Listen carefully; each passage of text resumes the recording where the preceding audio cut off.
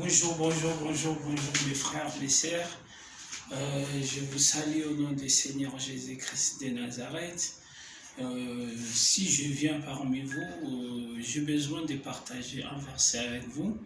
C'est un verset vraiment, ça m'a vraiment beaucoup touché, C'est un verset, quand je lis, j'ai compris on n'est pas des esclaves de ce monde, mais on est des esclaves de Dieu. On doit comprendre que on n'est pas des hommes ou des hommes et des femmes de ce monde, mais on vient parce que c'est Dieu qui nous a appelés. En fait, je viens encore vers vous pour parler avec vous, pour édifier une personne, pour faire comprendre une personne que Dieu est bon.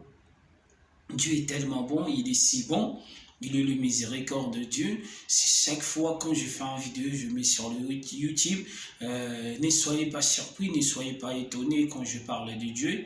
Quand je parle de Dieu, parce que le Dieu là est bon, il a fait tellement beaucoup de choses dans ma vie. C'est pour cela que j'ai dit non, comme le Dieu là, il est en train d'agir dans ma vie, je dois témoigner sa grandeur aussi.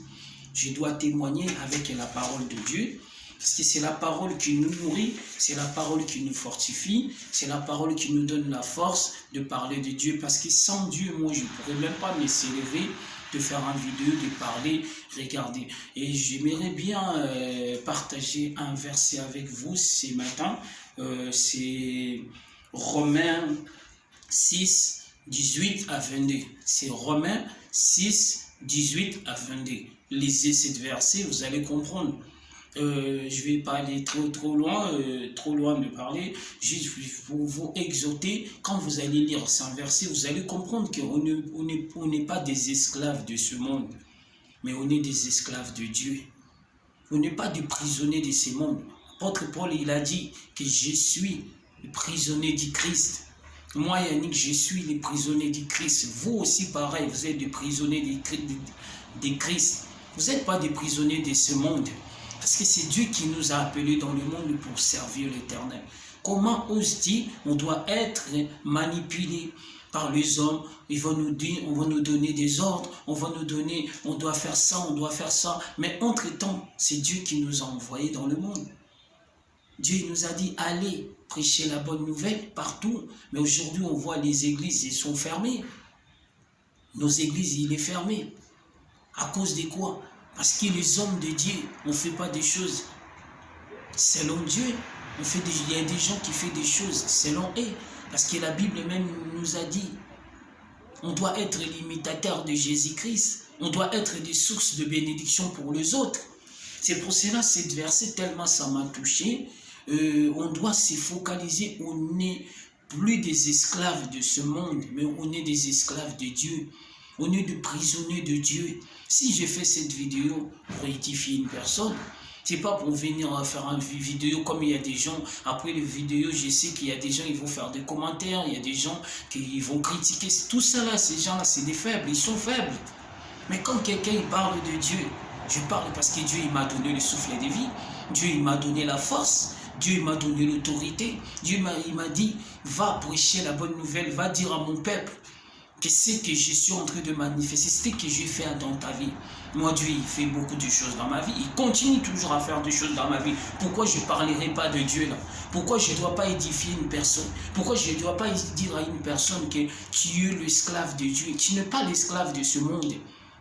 Tu ne dépends pas de ce monde, tu n'es pas aucun homme de ce monde, aucune femme de ce monde, mais on est des enfants de Dieu. On doit être des esclaves de Dieu, on doit parler de Dieu. Et je viens vous édifier ce matin. C'est lui qui va regarder cette vidéo, vous allez comprendre que c'est que Dieu est en train d'agir. C'est lui qui a des soucis, il a des problèmes. Confiez-vous à Dieu, donnez vos vies à Dieu. Vous allez comprendre que Dieu ne rejette personne. Moi, je prie à l'église Charisme. Vendredi, là, on a une intercession qui va passer sur YouTube, le vendredi, vers 20h30. Le dimanche, on a une quitte à 10h. Suivez-les, vous allez comprendre comment Dieu il est en train de parler à travers l'homme de Dieu.